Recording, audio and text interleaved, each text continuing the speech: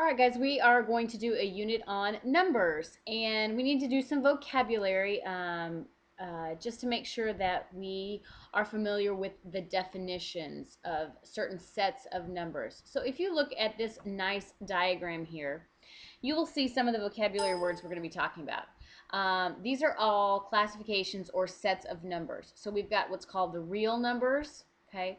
All of these are called the real numbers. Within that, there's also classifications of natural numbers, whole numbers, integers, rational numbers, and irrational numbers. Okay, we're going to do the definitions of all of them, but what we're going to focus on today are integers, and that's what we're going to actually work on this whole unit. So, but let's get our vocabulary set. So on your notes, you've got these. So let's start off with our natural numbers. Natural numbers is the set of numbers starting with 1 and going on. So 1, 2, 3, and so on.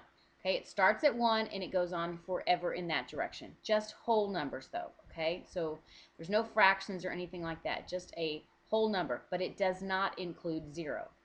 Okay, you'll see that in just a second why that makes a difference. So as I'm going through the vocabulary, if you need to pause it and write down the definitions, please do so. All right, so let's look at the next one, and hopefully in your picture you kind of see up here the difference between a natural number and a whole number. The only difference is that a whole number starts with 0. Same thing, starts with a 0 and goes on from 1, 2, 3, 4. So if you look at my picture again, look at my picture.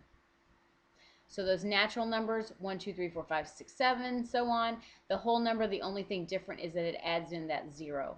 Okay, so a whole numbers is a set of numbers starting with 0. All right, the next ones are integers. Like I said, these are the ones that we're going to be working with. So integers are any positive and negative numbers including 0. Positive or negative numbers including zeros. Okay, any positive or negative numbers. Doesn't necessarily have to be whole numbers. Okay, so we could have, negative 2.5 here. Okay.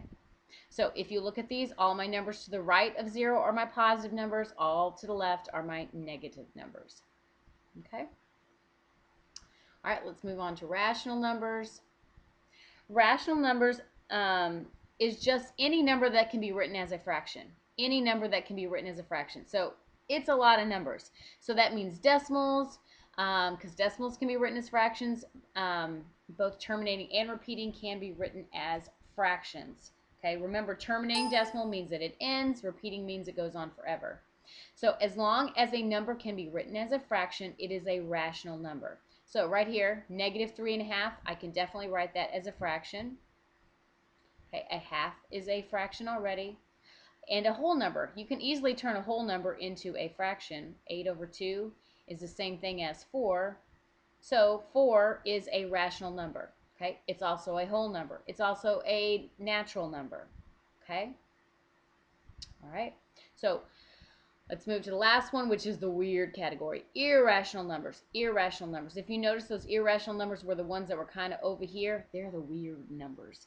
It is a number that cannot be written as a fraction. Cannot be written as a fraction. Probably the most obvious one is pi. Oops, I can't even write it. Is pi. 3.14 da da da da da goes on forever. Okay, goes on forever. So any decimal that does not terminate or doesn't repeat would be a rational number. A lot of our square root numbers, they end up being something that doesn't is a decimal that doesn't terminate. So those are our irrational numbers. We're not going to focus on those.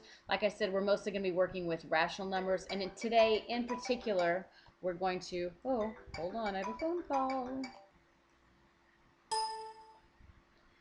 All right, so those irrational numbers, we're not going to deal with them too much. You will in later years. So pause the video and go back if you need to check out any of those definitions.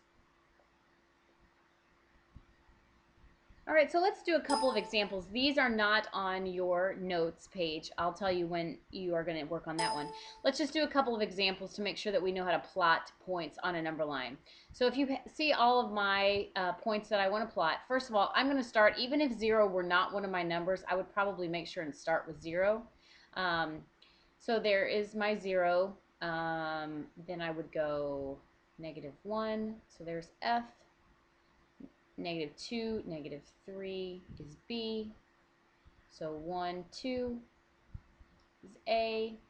Negative 4 is going to be here. So negative 4 and 3/4 is going to be about right there. Oh, and 1.5. Let's see, A was 2. 1.5 would be about right there. Okay, so you should be able to know how to plot points. So you have this one on your notes. So why don't you go ahead, pause the video, and plot all of these points for me. All right, check your work there. Make sure you have those right. Okay. All right, so let's move on to talking about negative numbers in real life situations. So sometimes, like in games, we might have, like in golf, you can have numbers under par. So that gives you a negative, maybe you have a negative 3 under par. That means that you're 3 strokes below what they say you should be. So that's a good thing. In your finances, unfortunately, if you were to bounce a check, you might have negative funds in your account, and that is a bad thing. Okay, if you bounced a check for $125, you didn't have that money in your account. That's a bad thing. Elevation, sea level, and sometimes when you have sea level, you might see someone say like it's 300 feet below sea level, or 500 feet above sea level. And then of course the temperature, you can have negative, we can go down negative, and that's quite cold. Okay, so those are some real life situations. So let's look at some other things. Let's look at some words that might, again, this is these exact ones are not on your notes, but you're going to write them. Let's think of some words that would help to indicate to us if it were a negative or positive connotation. So if I had the word increase, that would definitely probably mean, oops, my thing is not going on top, would be increase. I'm going to have to put them underneath here. Negative, less would be negative. If I had a withdrawal, that means I'm taking something out, so that's a negative. Below would be negative. If I deposit money in an account, that is a good thing. I'm putting it in. Saving is a positive thing. That's good. More than. I have more than enough. Fall is a negative. Rise would be positive. Above and gain. Higher. Okay, all of those. So you have a place on your notes that says positive and negative. So why don't you write these words? If you can think of any others, go ahead and write them down. So pause the video and write them down. All right, moving on here. Let's write a phrase for each of these. You also have these on your notes. So I'll give you an example. So if I said 7 degrees below 0, that's a negative connotation. So below 0, so that's a -7. Okay, you have those on your notes, so go ahead and do those. Pause the video and come back. All right, check those out. And those were on your notes, okay? All right, so let's turn over on the back, and let's now talk about comparing and ordering, okay?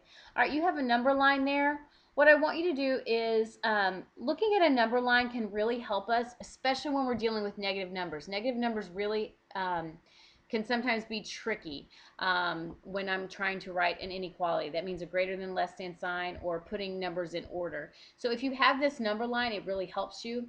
I want you to write these arrows on it here. If you any number to the right, that always gets larger. Any number to the right is always larger. Any number to the left always gets smaller. That's really going to help when we start to deal with negative numbers. So go ahead and write that on your on that first number line there. Okay. All right, I'm going to show you how it's helpful. This is not on your notes, so let's just look at it. So if I were going to put these numbers in order from least to greatest, first of all, if I just look at this, if I have, let's see, I'm looking at -4 and -3. Looking at the number line, it's easy to see that -4 is smaller than -2. See how it says this way? Any number to the left is smaller, okay? It is smaller because you kind of think of it a different way. Like if you owe someone money, you're deeper in the hole, or you owe someone more money, okay? So looking at that number line can definitely help you. So if I'm going to put them in order, you could just definitely look at the number line. Putting them in order isn't as hard as writing an inequality. So -4, -2, 0, 1, 6. That one's not too hard. Okay. All right. So, but let's look at a couple other. You do have this one on your notes. So let's do this one together. We'll plot these points. Of course, we did this one already, so we did this together. So there's -5, 7, 0, -8, +3, and a -0.5 would be about right there. All right. Let's go ahead. Let's just skip that next one. Just skip it and let's go to the next part. So your notes. So inequalities is comparing two numbers using greater than or less than sign.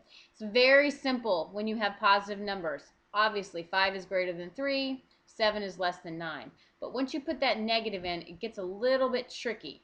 -4, look at your number line. -4 is less than -1, okay, because it is further to the left. So it is a smaller number.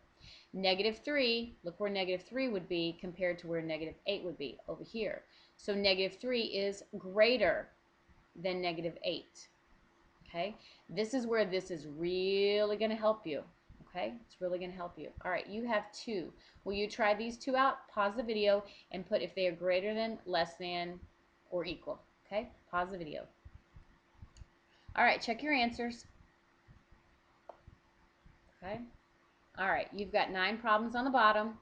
Okay, you're going to use greater than or less than to compare them. Again, if you want to write this again at the bottom or see it, you should have it at the top of your notes. You're going to do these 9 problems, and this is what I'm going to check tomorrow. Okay, have a great day, guys. If you have any questions, please make sure and let me know.